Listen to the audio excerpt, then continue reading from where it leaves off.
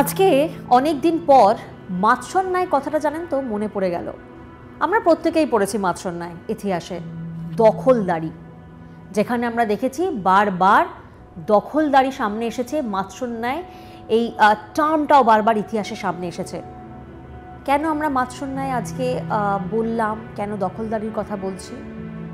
গোটা বিশ্বের মনে এখন একটাই প্রশ্ন, যে ছবি সামনে আসছে গাজা থেকে, সেই ছবি দেখে কার্যত কাঁপছে গোটা বিশ্ব। যতক্ষণ কি প্রাণ আছে ততক্ষণই আক্রমণ চলবে, এই প্রশ্নটাই তো উঠছে। কারণ হামাসকে নিশ্চিহ্ন করার জন্য যে তাণ্ডব চলছে গাজাতে, যে ধ্বংসলীলায় কার্যত পরিণত হচ্ছে গাজা শহর, তা দেখেই চমকে উঠছে গোটা বিশ্ব।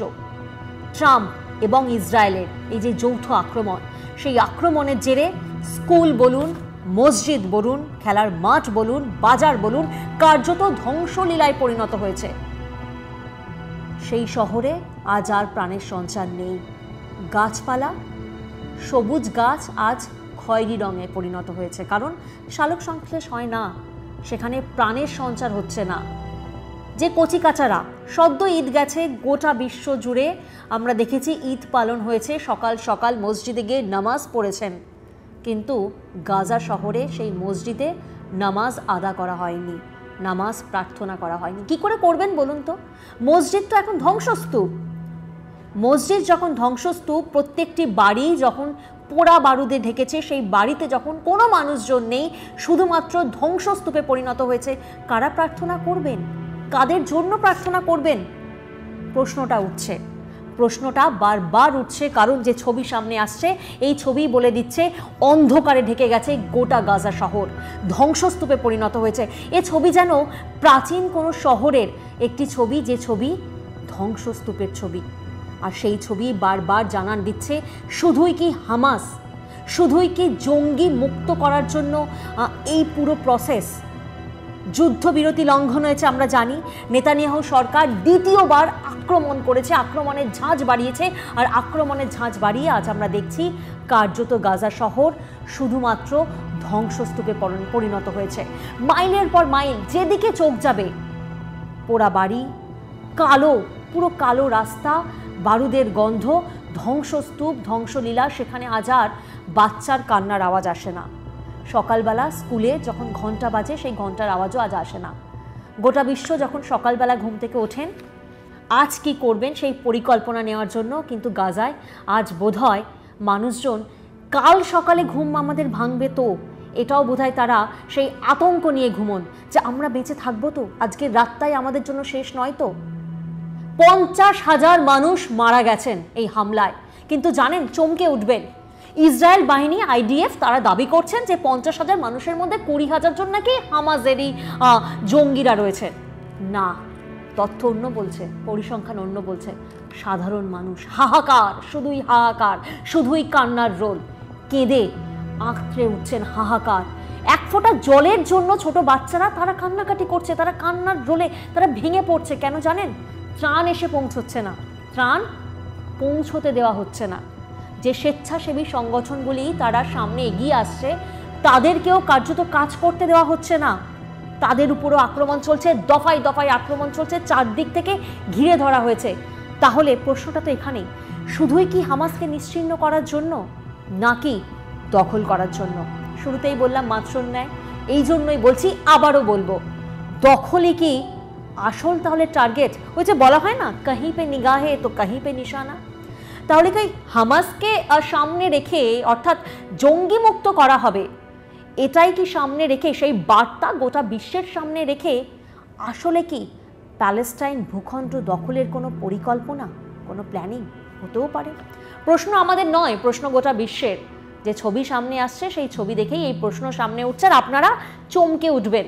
একটা ভিডিও সামনে এসেছে, এই যে এত মানুষ রোজ রোজ মারা যাচ্ছেন, তাদের উদ্ধার করার জন্য অ্যাম্বুলেন্স যাচ্ছে, রাতের অন্ধকারে, রাতের বুক চিরে যখন অ্যাম্বুলেন্স এগোচ্ছে, দমকল বাহিনী এগোচ্ছে, তখনও তাদের রেহাই দেওয়া হয়নি, তাদের উপরে চলেছে আক্রমণ। অর্থাৎ যারা উদ্ধারকারী দল, তাদেরকে পর্যন্ত আক্রমণ করা হয়েছে, 15 জন মারা গেছেন। ভাবতে পারেন? ইসরায়েল বাহিনীর বক্তব্য সামনে এসেছে, তারা বলছে তারা নাকি জানতেন না অ্যাম্বুলেন্সে নাকি কোনো সাইন ছিল না, দমকল বাহিনীতে নাকি কোনো সাইন ছিল না। আচ্ছা, গোটা বিশ্ব তো এই দাবিটা কার্যত মেনে নিতেন, কিন্তু খেলাটা একটু ঘুরে গেছে।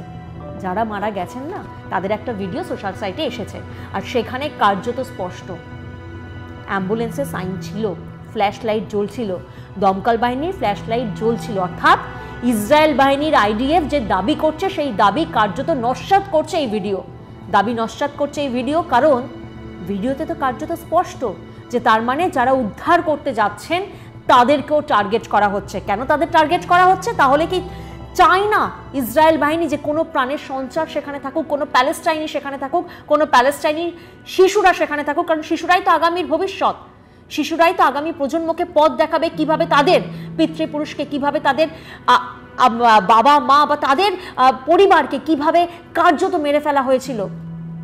তাই বেছে বেছে শিশুদেরও টার্গেট করা হচ্ছে। আর এই ভিডিও যখন সামনে এসেছে, নিন্দার ঝড় গোটা বিশ্বে। আর সেখানে আবারও প্রশ্ন উঠছে, কেন দমকলকে পৌঁছতে দেওয়া হচ্ছিল না? কেন অ্যাম্বুলেন্সকে ঢুকতে দেওয়া হচ্ছে না? কেন 15 জন এভাবে মারা গেলেন? তার মানে কি চায় না ইসরায়েল বাহিনী যে কোনো মানুষ সেখানে সুস্থ হয়ে উঠুন এবং প্যালেস্টাইনে থাকুন? অর্থাৎ গোটা প্যালেস্টাইনকে কার্যত সাফ করে দেওয়া হবে, ধুয়ে মুছে সাফ একেবারে। তাহলেই তো মাত্রণ নেয়, তাহলেই তো দখলদারি, তাহলেই তো গাজা দখল করা যাবে। তাহলে কি কোথাও না কোথাও এই চক্রান্ত হচ্ছে, এই পরিকল্পনা হচ্ছে? কারণ এই ভিডিও তো বারবার সেটাই জানান দিচ্ছে। যখন এই ভিডিও সামনে এসেছে, তখন আইডিএফ এর তরফ থেকেও কিন্তু একটা বিবৃতি জারি করা হয়েছে। তারা বলছেন যে তারা তদন্ত করবেন। আচ্ছা, আপনারাই বলুন তো, তদন্তের কি সত্যি আর দরকার আছে? অফিসিয়ালি হয়তো দরকার আছে, কিন্তু আনঅফিসিয়ালি যে ভিডিও সামনে এসেছে, সেই ভিডিওতে তো কার্যত দেখা যাচ্ছে অ্যাম্বুলেন্সের ফ্ল্যাশ লাইট জ্বলছে, দমকল বাহিনীর ফ্ল্যাশ লাইট জ্বলছে। অর্থাৎ একটা ছোট বাচ্চাও যখন পাশ দিয়ে যাবে, তারা বুঝতে পারবে যে অ্যাম্বুলেন্স যাচ্ছে, সাইরেন বাজছে, দমকল যাচ্ছে। তারপরেও হামলা হয়েছে, তারপরেও 15 জন মারা গেছে। যদিও এই ভিডিওটার সত্যতা যাচাই করিনি আমরা, কিন্তু সোশ্যাল সাইটে এই ভিডিও কিন্তু রীতিমতো ভাইরাল হয়ে গেছে। যারা মারা গেছেন তাদেরই করা ভিডিও। আর এখানেই বারবার প্রশ্ন উঠছে যে তাহলে আসল লক্ষ্যটা কি? লক্ষ্যটা কি তাহলে গাজা? লক্ষ্যটা কি তাহলে প্যালেস্টাইন ভূখণ্ড দখল করা? নাম করা হচ্ছে হামাসের, নাম করা হচ্ছে জঙ্গি মুক্ত। কারণ যে 50,000 মানুষ, যে নিরীহ প্রাণ মারা গেছে, তাদের মধ্যে দাবি করছে ইসরায়েল যে 20,000 হামাস রয়েছে। আদতে কি তাই? আরও পরিসংখ্যান সামনে এসেছে, কমপক্ষে 1,15,000 মানুষ জখম হয়েছেন। ইসরায়েল দাবি করছে যে 50,000-এর মধ্যে তো 20,000-ই জঙ্গি রয়েছে। তবে এই যুদ্ধে সায় আছে কার? সেই প্রশ্নটাও সামনে আসছে। নবনির্বাচিত মার্কিন প্রেসিডেন্ট ডোনাল্ড ট্রাম্প, তিনি যখন আসনে বসেন, তিনি যখন চেয়ারে বসেন, তারপরই আমরা দেখেছি আক্রমণের ঝাঁজ বেড়েছে। তারপরই আমরা দেখি যুদ্ধবিরতি লঙ্ঘন করে নেতানিয়াহু সরকার, আর তারপর দফায় দফায় আক্রমণ, কার্যত নিশ্চিহ্ন করে দেওয়া হচ্ছে গাজাকে। কি দোষ সাধারণ মানুষের? কি দোষ সেই ছোট ছোট কচি কাচাদের যারা ঈদ পালন করতে পারেনি? কি দোষ তাদের পরিবারের? আমরা জানি না, গোটা বিশ্বও জানে না। গোটা বিশ্ব সেই প্রশ্নটাই এই মুহূর্তে করছে। আর এই প্রশ্নটা দিয়েই আমরা শেষ করছি আজকের ভিডিও।